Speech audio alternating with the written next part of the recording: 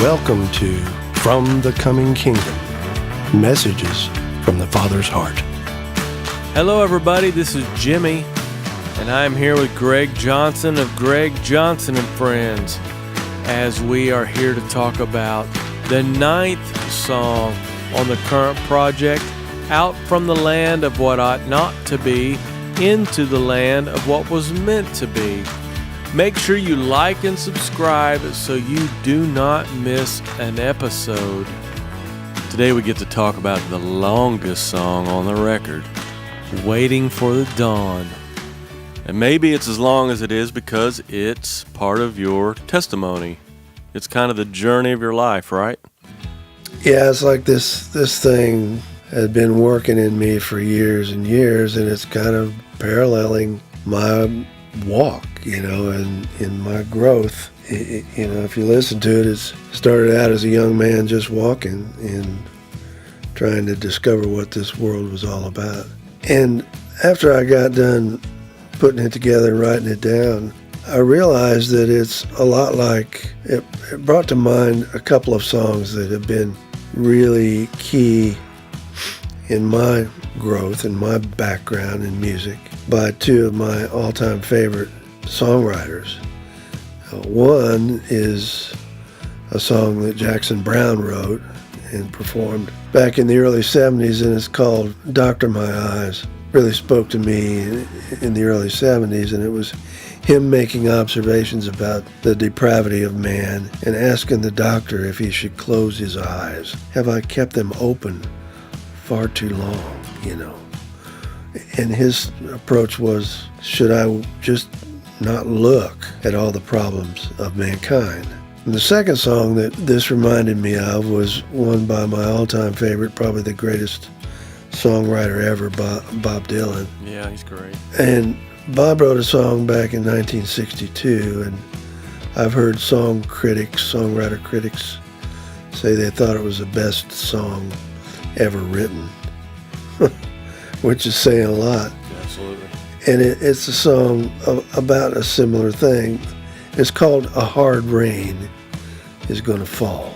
In the song, it's about a father asking his son what he's seen in this world. And he's, where have you been, my blue-eyed son? And he comes back and says, well, I've seen this, and I've seen this, and I've seen that. Well, what have you heard, my blue-eyed son, my darling young one? And then he says, well, I've heard this, and I've heard that. And it's all the depravity of man. And the chorus is, it's a hard rain. It's a hard rain that's going to fall. Because the only thing that Bob knew at that time in his life was that there had to be judgment brought upon the sins of mankind.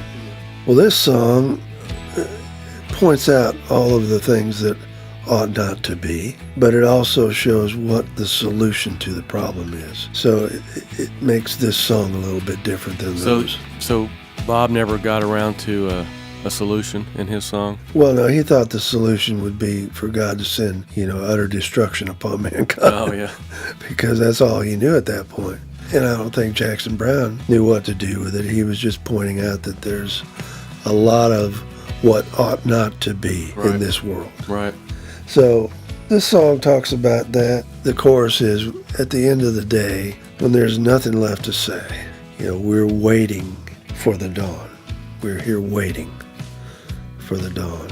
The answer to the problem is pointed out in the last verse, and that's where I closed my ears and my eyes because I couldn't stand what I saw and what I heard any longer. And all of a sudden I heard a voice from deep inside of me that was saying, I am the way, and I am the truth, and I am the life. And the answer is in knowing me. And those are the words that the Lord spoke to me when I heard his voice on Mount Tamalpais in the fall of 1969, when I didn't even know that there was a God. He verbally spoke that to me. Wow.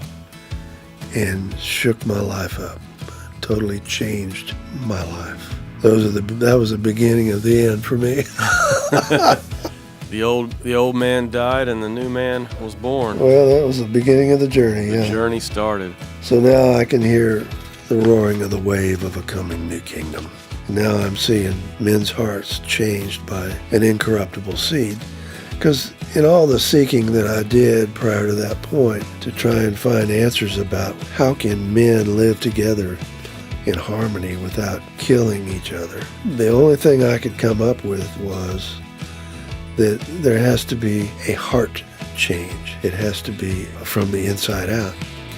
So that was what I was trying to find in seeking after, going through all Eastern religions and many different directions, seeking truth. And finally, like that line in the song we talked about earlier, we're lost until we're found. Yeah. And the Father found me sitting on Mount Tam that day, just north of San Francisco. And I was watching an eagle soar over San Francisco Bay, just sitting there grooving on nature when I heard that voice. Was it an audible? Did you feel like it was audible, or was it just so loud in your mind? And I did, because I was sitting there next to my buddy Ken.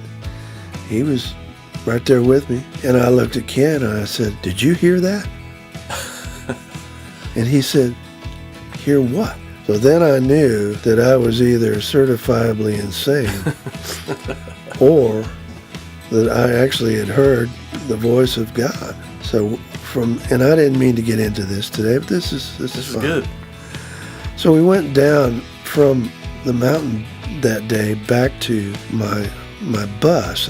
We lived in my 1949 Chevy school bus that was converted Oh my God. into a camper.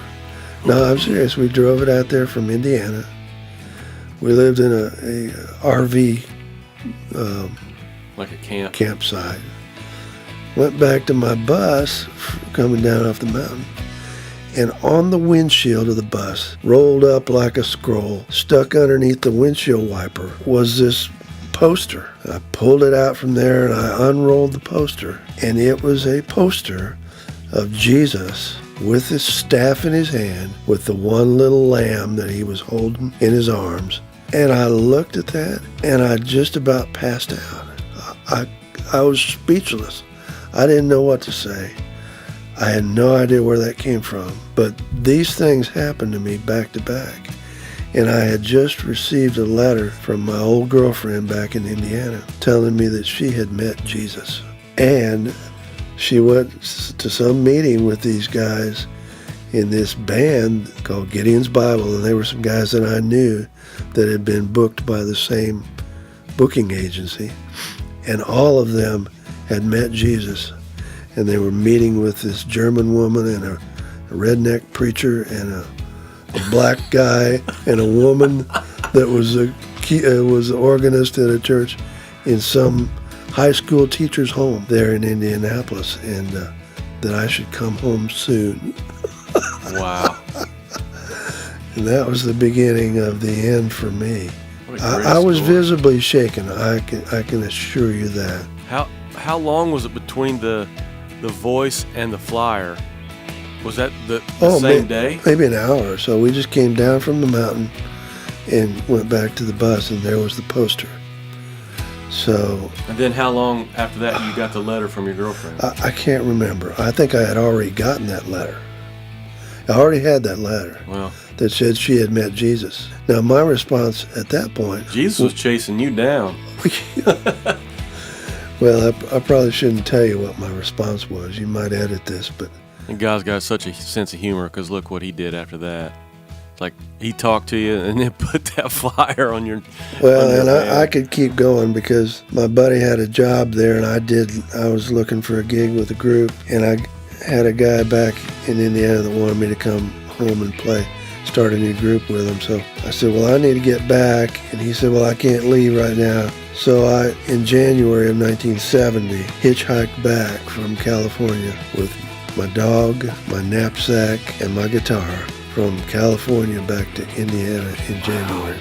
I mean, you can't even do that nowadays, but So that's amazing. I've got some stories, man. So anyway, at the end of the day, when there's nothing left to say, we are here waiting for the dawn.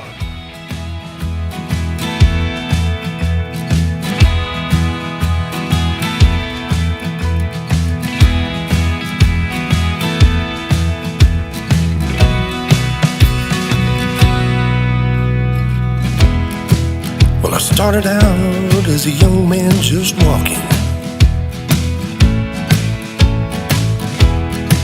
Went to see what I could see.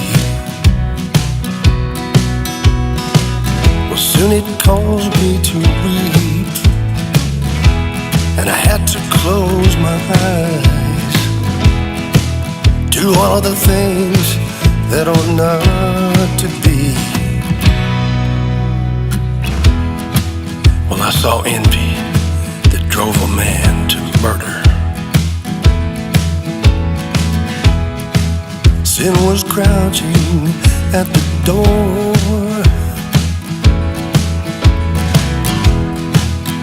and I saw lust that would make a man to lie and to cheat and break the hearts of the ones that he loves. And I saw pride in the lies that lead to hatred. I saw man's inhumanity to man, and I saw greed. Man, it's like the whole world is taking.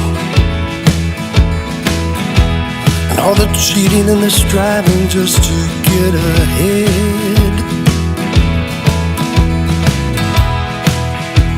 while millions of people and babies are starving. And they're begging for just one loaf of bread. And I saw men having the knowledge of good and evil, sitting high upon their thrones throughout the land. And at the end of the day, when there's nothing left to say, we are waiting for the dawn. Yes, we're waiting for the dawn.